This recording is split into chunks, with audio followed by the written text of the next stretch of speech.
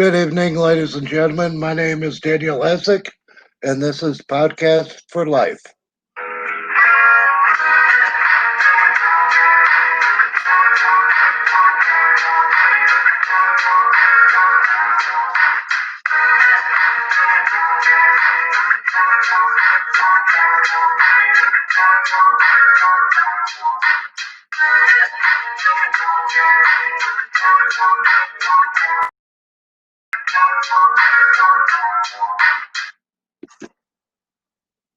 Good evening, ladies and gentlemen. My name is Daniel Essick, and this is Podcast for Life. Today is the 23rd, 2021, and I appreciate all you listening. I appreciate all my listeners and all those who support my podcast. Today is we're going to support and encourage. Today I'm going to be telling my life story, and I hope you do find it encouraging to your situation, to what you have to do to face life. As I explained last week, we're limiting our podcast and narrowing our focus. We're taking all the political stuff out. So we're not going to be dealing with anything that is political in nature, unless, and of course, those are the roots of your issues. We're not going to discuss the pros and cons and the rightfulness of anything political. But what we will do is we will discuss how it is affecting you emotionally and spiritually. We're going to narrow our focus to mental health, to coaching, to encouraging. And I do hope that you all feel encouraged. Now, with that being said, I've been getting a lot of questions and concerns about where we're at with COVID-19. And I've been doing a little bit of research in this. And apparently, when you compare COVID-19 to the Spanish flu of 1919, we've done very well at flattening the curve. I want to share this with you.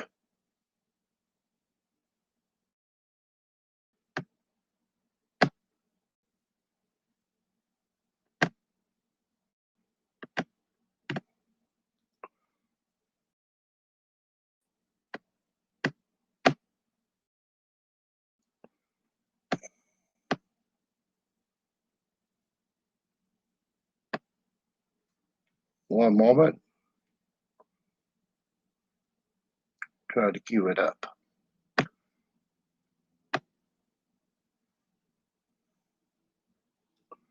It should have been queued up, but I don't know what happened.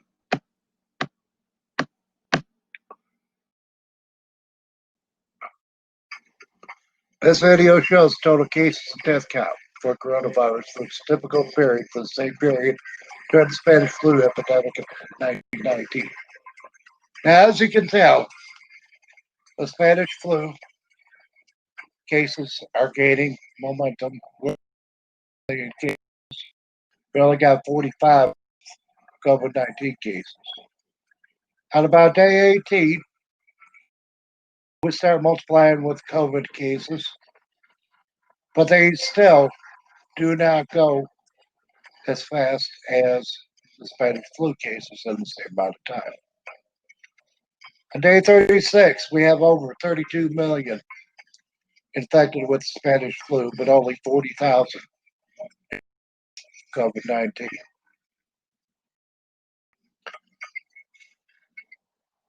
On day 50, we have over 36 million with Spanish flu and 78,000 infected with COVID-19. We are indeed flattening the curve nationwide. These are United States numbers, and these are the number of deaths.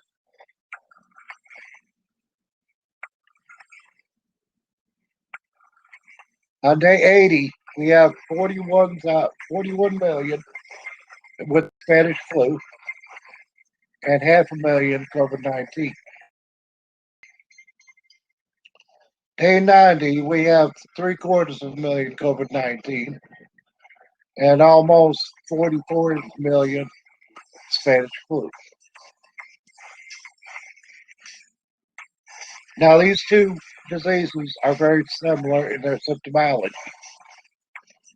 and very similar in their death tolls.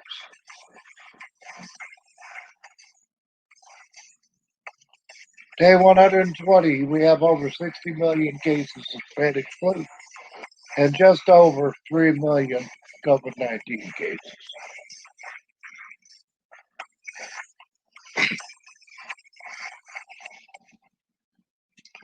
Now, mind you, there are 365 days in the year, so we're looking at about 6 months.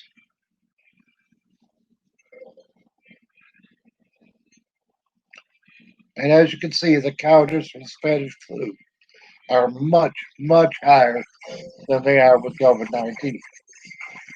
We are indeed flattening the curve.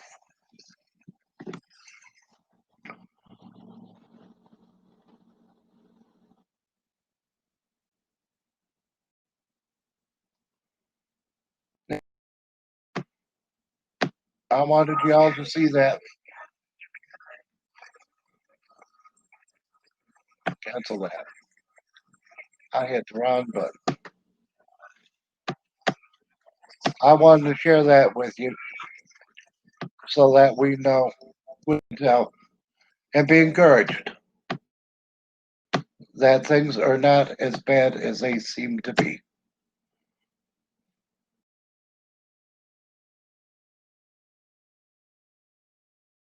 Indeed, flattening the curve. And ladies and gentlemen, we're seeing some light at the end of the tunnel because things are starting to get back to normal a little bit. I believe that we are out of the state of emergency that has been declared. I've called upon the president to declare an end to the state of emergency, to return the power back to the people, back to Congress.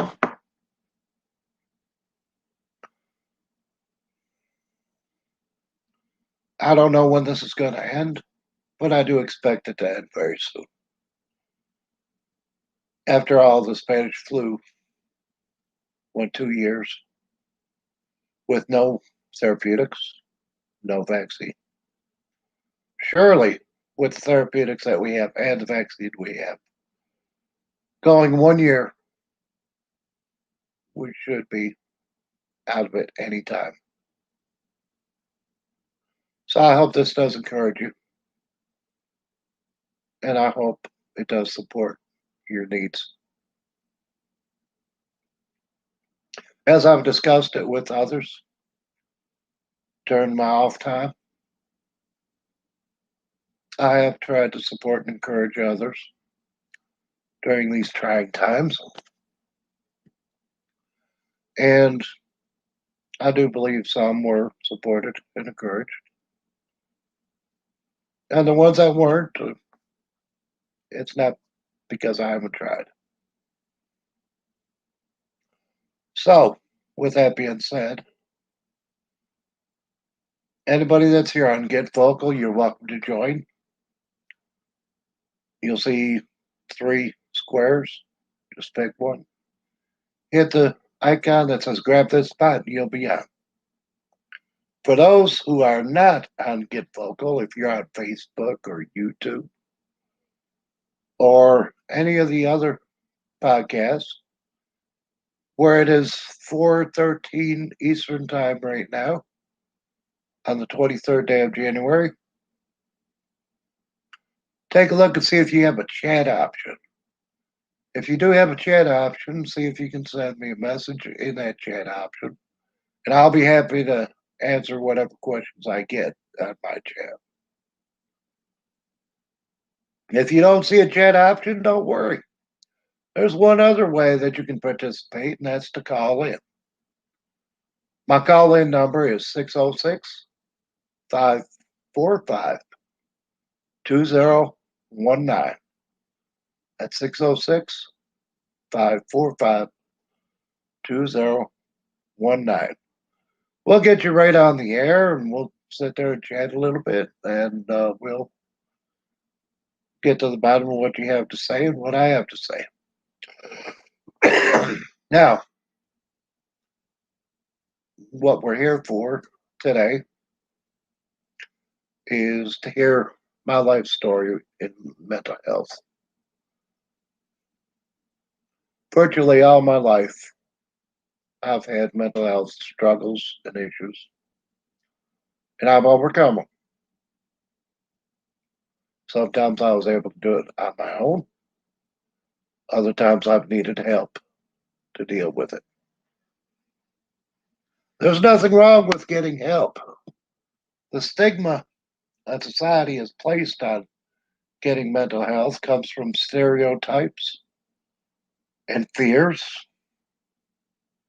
and assumptions that really no longer exist.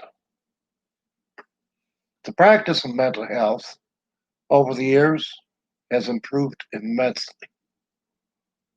It used to be that we would just warehouse away those suffering from mental illness. We'll put them in a home somewhere and forget about them, and maybe they'll just go away. Or maybe what we'll do is we'll just take care of them, make them comfortable, maybe keep them from getting worse.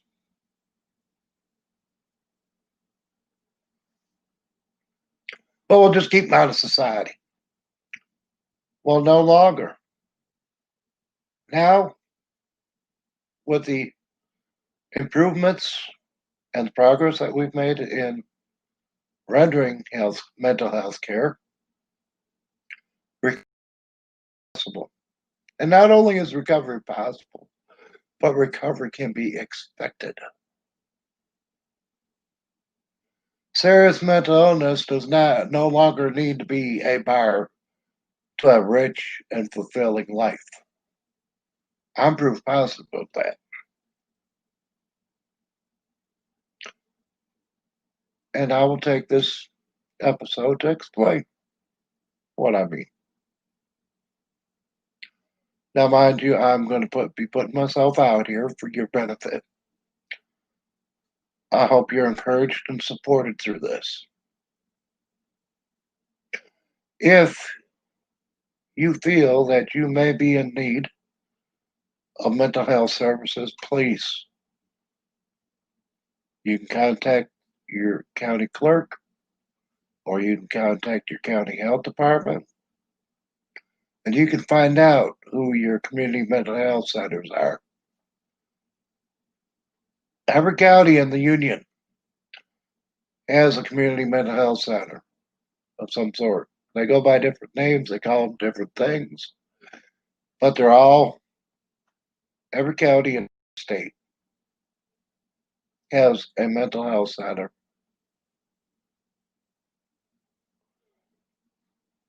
Or they have doctors that are knowledgeable, and a psychiatrist is usually a PhD as opposed to an MD. But there are many MDs that are quite familiar with psychology as well. There's quite a few of them out there, actually. And even if they're not that well versed in psychology, being in general practice, they know of good psychologists, and you can get a referral from your medical doctor as well. If you feel that you may be in need, let me support you and encourage you to go get the help. If you feel that a loved one may be in need,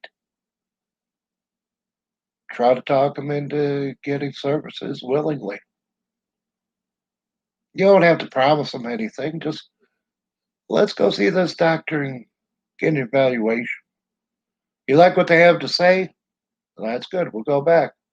You don't like what we have to say, what they have to say? Well, we don't have to worry about it. You don't have to make any promises. They don't need to make any promises. But if you feel like you're in need, go and get an evaluation. You have a loved one that feels like they may be in need, help them get an evaluation. If you have a loved one that you feel may be in need, try to talk them into getting an evaluation and giving it a chance. No longer does there have to be a stigma in getting mental illness, mental health, maintaining mental health. No longer should the stigma persist because getting mental health services is virtually the same thing as being treated for high blood pressure, epilepsy, or any number of other maladies, heart disease. Okay, let's compare heart disease with brain disease because that's what mental illness is it is a brain disease. Some are a misfiring of the neurons in the brain, whereas others are more physical or even spiritual. Faith has a lot to do with recovery from mental illness. No one's quite sure why, but there are studies that show that one's faith does impact their health and wellness, not only mentally, but physically as well. Like I said, no one's quite sure why, but there's a lot of theories out there. But let's take the blessings where they come. The evidence is out there that believing in something is good for you. Now, ladies and gentlemen, back to my story. I was born in Buffalo, New York. I grew up. I was a battle baby.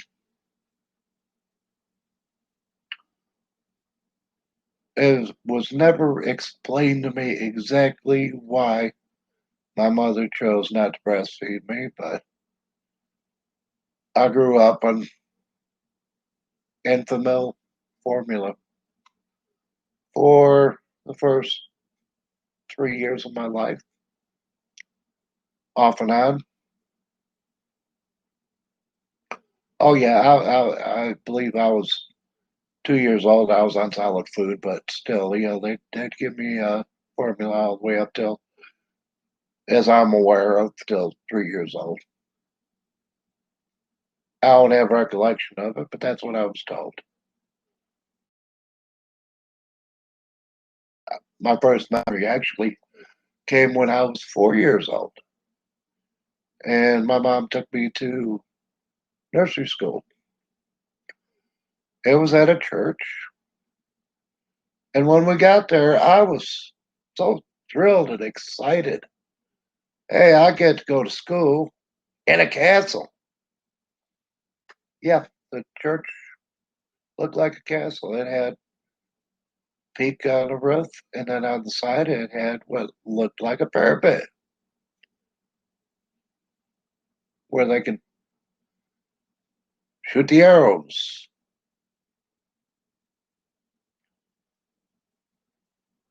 Come to find out, it was all decoration. Yeah, it's just the way the church was built, and that's what they wanted it to look like. Had a grand time there. Learned a lot. I remember when I started going there, I was still in diapers, and then I got out of diapers while I was there. That's that was a feat back then for me. I was proud of that. I couldn't find out later that my development was delayed slightly. Yeah, usually people get out of diapers when they're 2, even 3 years old. But that isn't me. You know, it is what it is. I was 5 years old. I started going to elementary school and kindergarten. And when I was in the first grade, I had a teacher that was very well meaning, very well informed, trained very well. And she talked to my parents about me being ADHD. That's attention deficit hyperactivity disorder. I don't know how long they talked. In fact, as it was going on, I had no idea what they were talking about.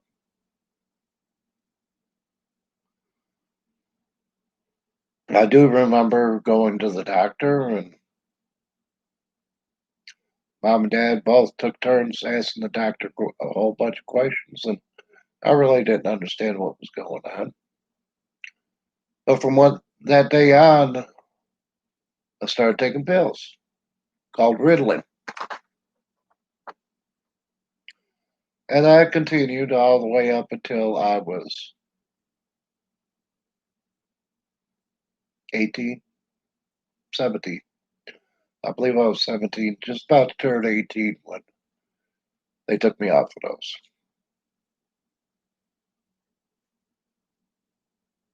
So I grew up taking Ritalin to help with my attention deficit hyperactivity disorder. And back in those days, they believed you grew out of it.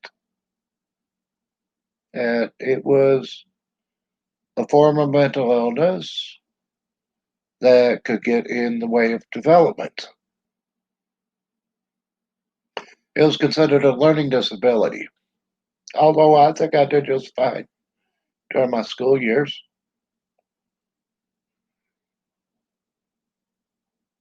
My grades were really good up till about fifth or sixth grade, and then they just went downhill, but there are reasons for it. But nobody offered me help or let me know what help was available. I was one of those that pretty much fell through the cracks as a child.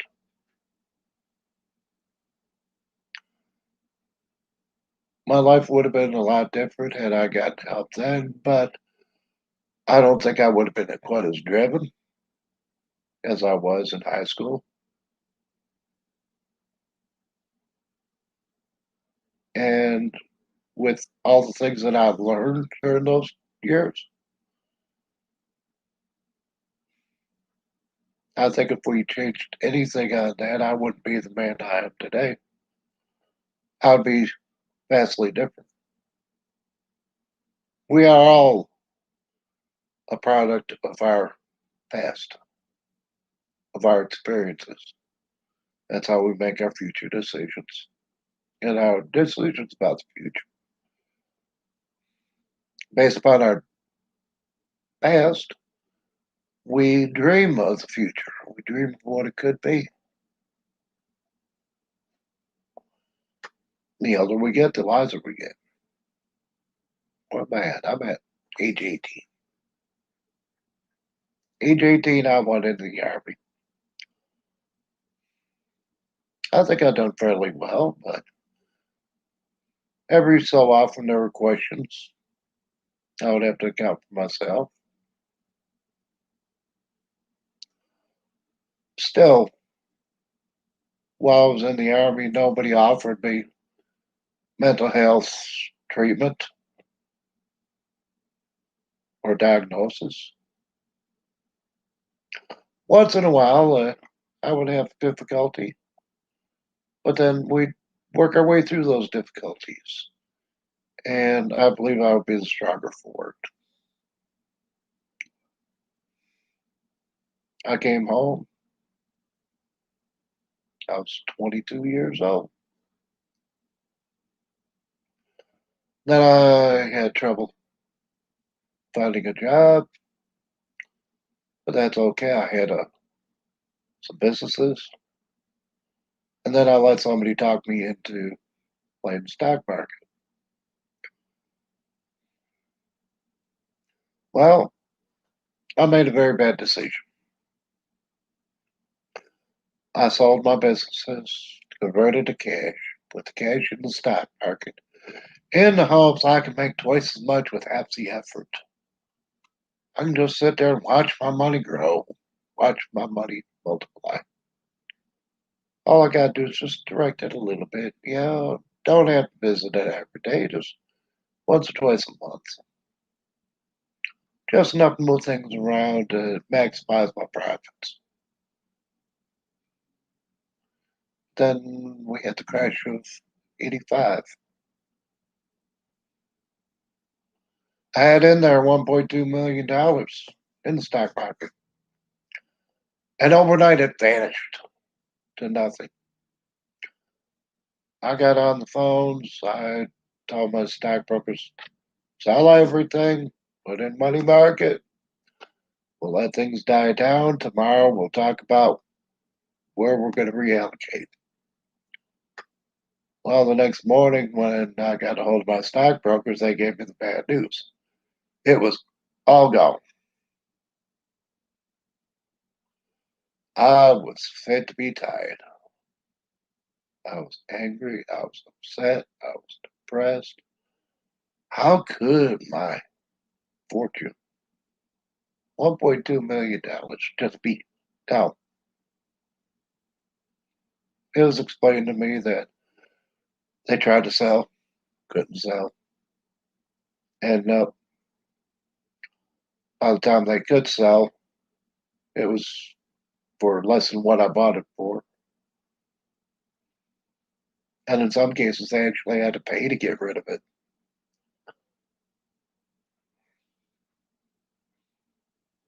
A lot of foolish things happen during those times. And that's what happens when you go through a crash.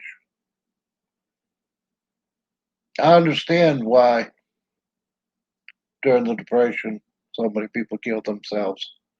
They were too invested in the stock market. They lost it all. Well, I wasn't quite that bad, but I was close. And I was in need of mental health services. So I went in, got an evaluation, and started getting my treatments. Got medication, therapy, all to help me with bipolar disorder. Well, no, it was at first it was major depressive disorder. Then after a couple of years, they changed it to bipolar disorder. 5 years after that, I was about 30 something.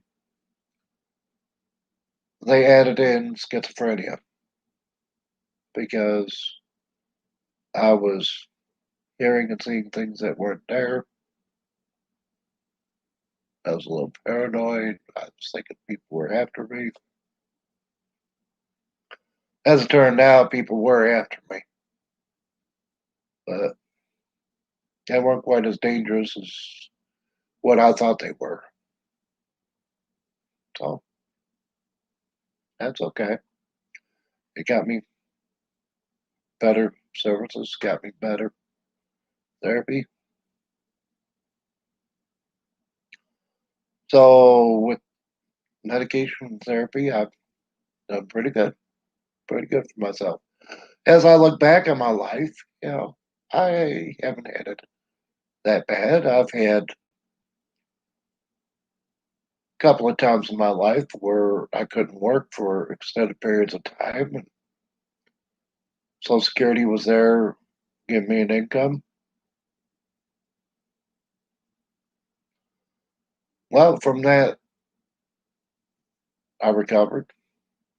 I got back to work, went through the training, started driving truck, and I done very well so long as I kept up my therapy, which oftentimes I did over the phone. and then got home about every 2 or 3 months to get my medications. And I would always fill them 90 days for 90 days so that I can be out on the truck.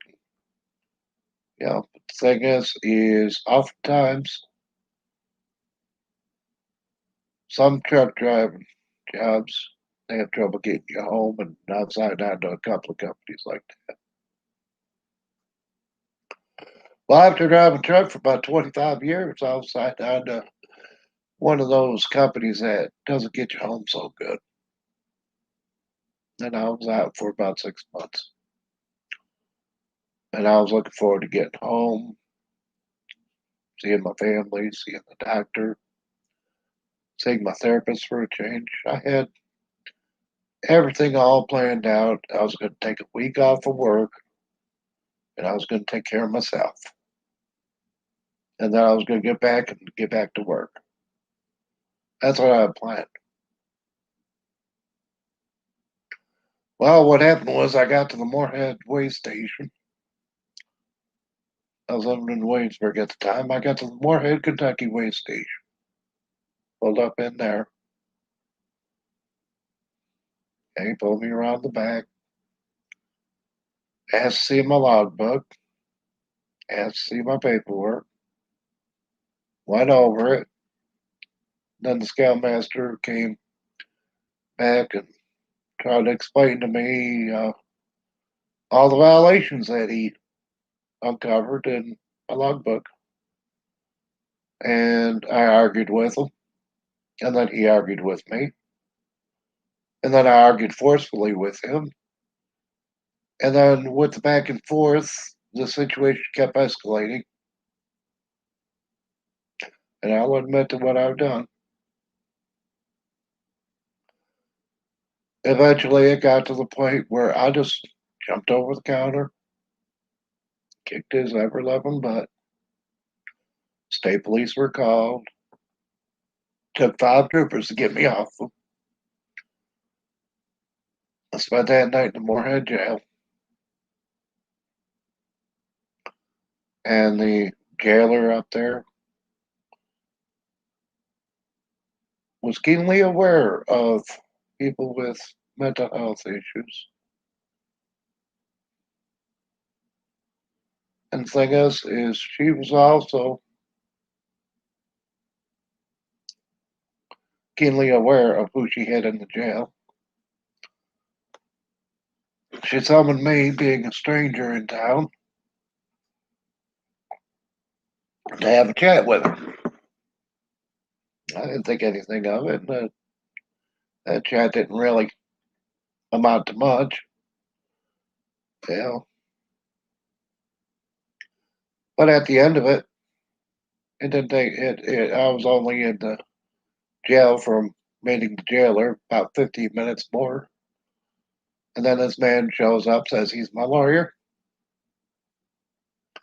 And then we went into this other room where we could talk, and we talked for a little while. And then he turned around and said, "Okay, we can get you out of this." He turned around and said, "You just wait a minute."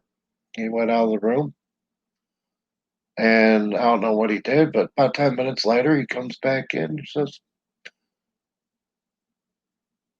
"Where's home for you?" And I told him, "Williamsburg, Kentucky." And he turned around and he said, "Okay." And he says, "How's Corbin sounding for you? We can get you to Corbin." And then I turned around and asked him, "Well, what's in Corbin that you can get me out to Corbin? Can't get me to Williamsburg." And he explained to me that they believe I'm suffering from a mental breakdown, that what they can do is they can get a transport for me to the Trillium Center, which is part of Baptist Hospital there in Corbin, Kentucky. They weren't going to just let me out the door. I had promised to continue with my care, take care of myself, get some rest, relax. And if I stayed with the program for 6 months, charges be dismissed. No, that'd be as if it never happened. Sounded good to me. I turn around and agree to that. About 2 hours later, here's ambulance. They get me in there, and then sure enough, went right from Moorhead all the way to Baptist Hospital, went in the emergency room. We were expected.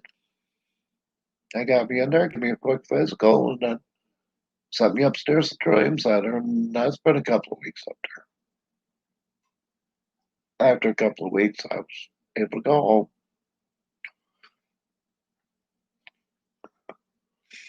My wife was a little worried about me at the time.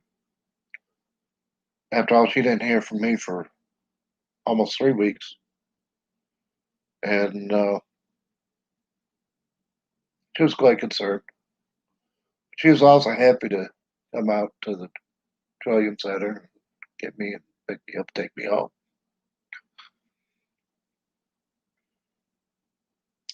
Done pretty well. Ever since then, I've been able to take care of myself, get my therapy, stay on my medication.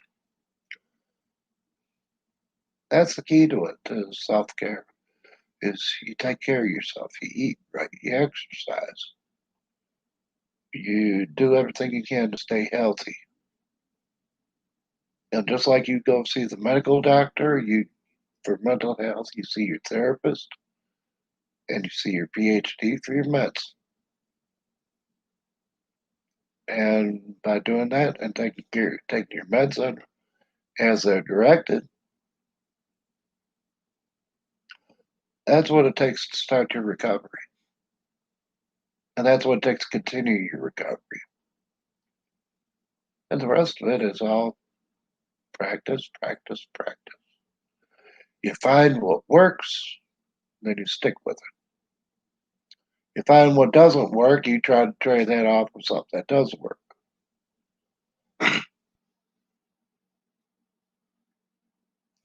Life is about coping with travesty. Life is about coping with problems, solving the problem. Life is about coping with adversity. Everything that goes bad in life, you need to cope with. Everything that goes good in life, you celebrate. It's a lot easier to celebrate than it is to cope. I wish every day was a celebration, but it's not. You get good days that you celebrate, and then you got bad days where you cope. Sometimes life is a roller coaster with the twists and the turns, the ups and downs. You rise up, you get. Isn't that what makes life interesting, though? When you get up in the morning, you never quite know what to expect. You make your plans, you hope for the best, you get through the day, but then at the end of the day, you praise God that you made it through the day. Hopefully, you have better good days than you do bad days, but that bad days come. Bad days come, bad days go. The What we do is what we do. Mental illness no longer is a part of life. It's just another challenge. I'm proof positive. I've been in recovery now over 10 years. I'm a Kentucky certified peer support specialist. To get certified, you have to be in recovery for over 2 years. And then you have to take a training. That's about a week long. And then on top of that, you have to take 6 hours of continuing education credits. But I've far surpassed that. I believe as far as peer support specialist, I believe I'm well trained and I've done more than my 6 credits each year. Plus, I've done a lot of study.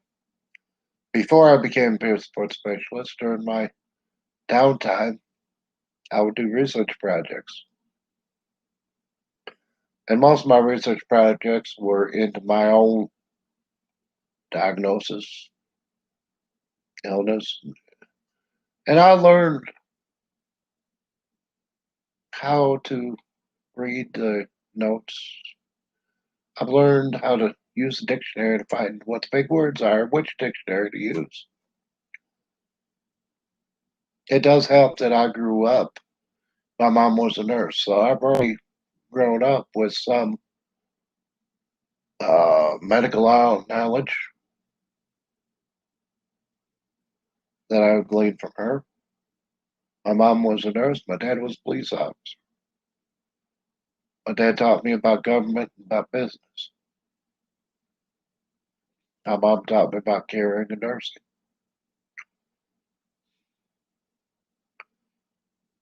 I had a rudimentary understanding of what was going on with me, as we all do. We're all the expert in us. I'm the expert for me. You are the expert for you.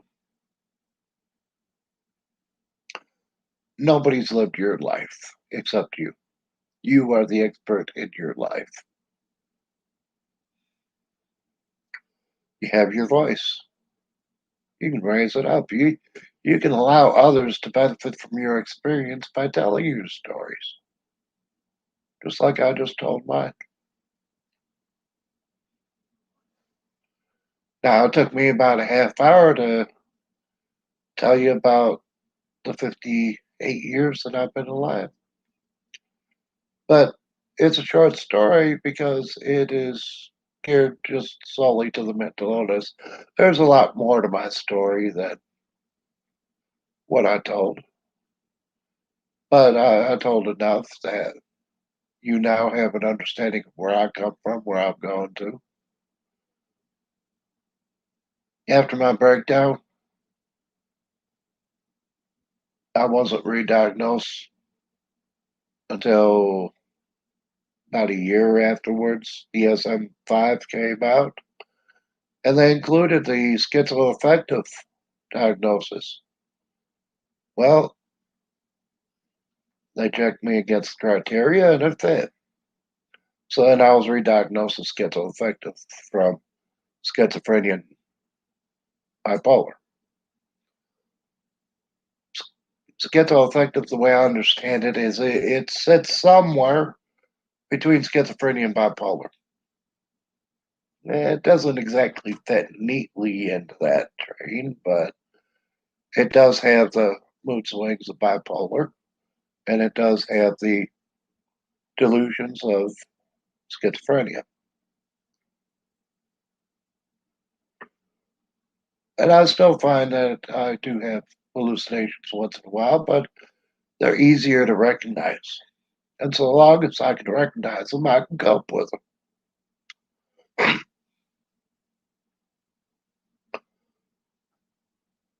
The thing is admitting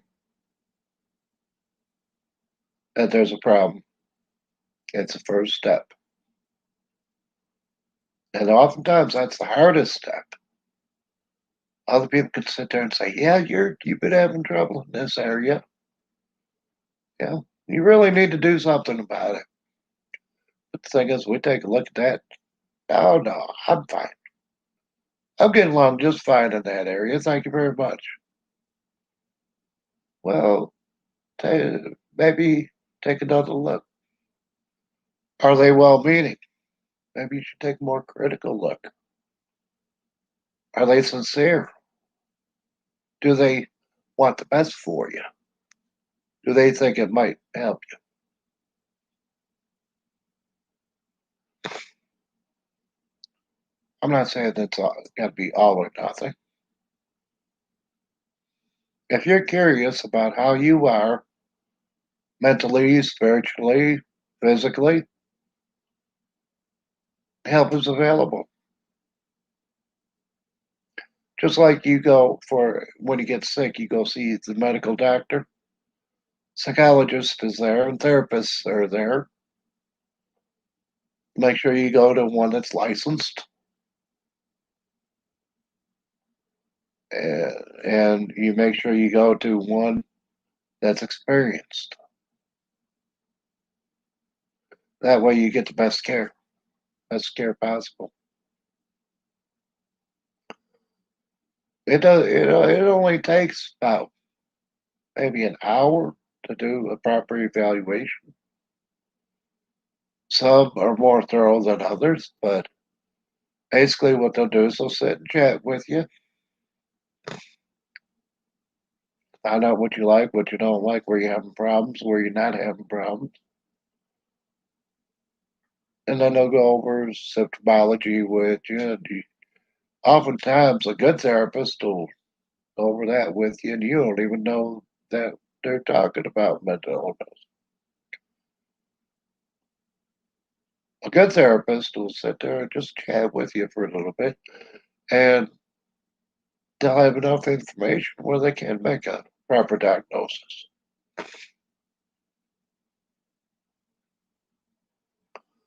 I've seen therapists that can diagnose a patient in 5 minutes, but the thing is, most of them will still take it the hour just to make sure that it's confirmed three, four, five times over.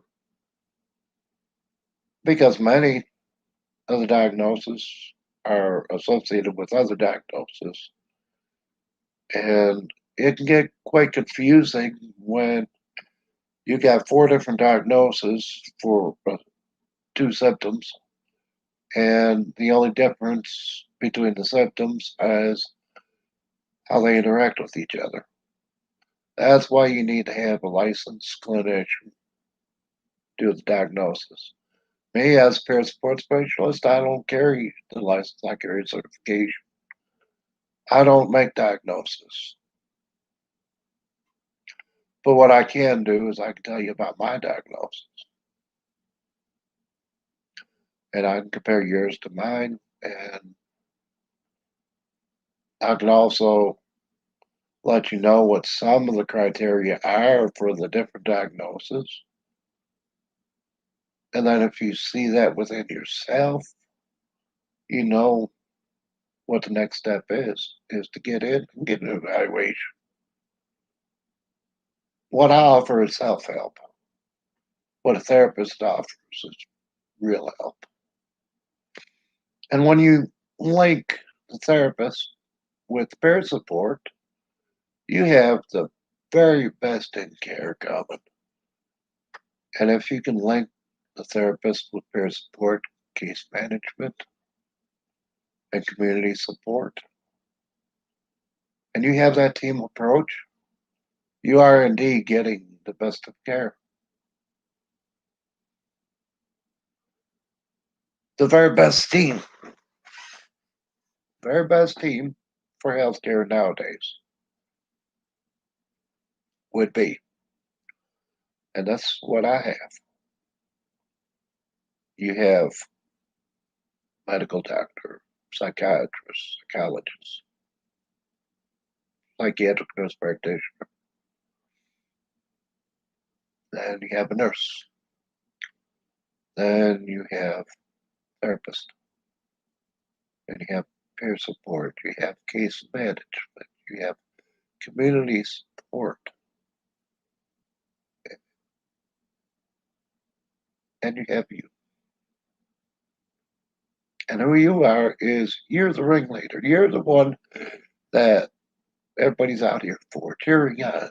They should be your cheerleaders, and they should be your advisors, and they should be letting you know what help is available out here.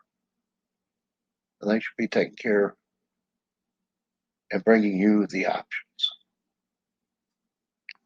allowing you to make the decisions which options you want and which options you don't. Life is full of options and choices. Freedom is all about choices. Liberty is the ability to choose. Now, as our time grows short, let me encourage you. If you have a question in your mind, if things aren't quite going so well for you, or even if they are going well for you, but you just have a question for mental health, for physical health, you know enough to go to the doctor. For mental health, you're unsure what you should do. Let me encourage you. Seek out your community mental health agency. Call them up, make an appointment. Go through the intake process. Get an evaluation. When you're sitting there at getting the evaluation, evaluate the therapist that you're seeing. Sometimes that therapist that you're seeing will take you on as a patient. Sometimes they'll send you on to somebody else. Different agencies do things different ways. Different therapists do things different ways. And if you can't get along with the therapist that you're seeing now, ask for a new therapist. Before you switch agencies, you should be seeing at least 3 of the therapists.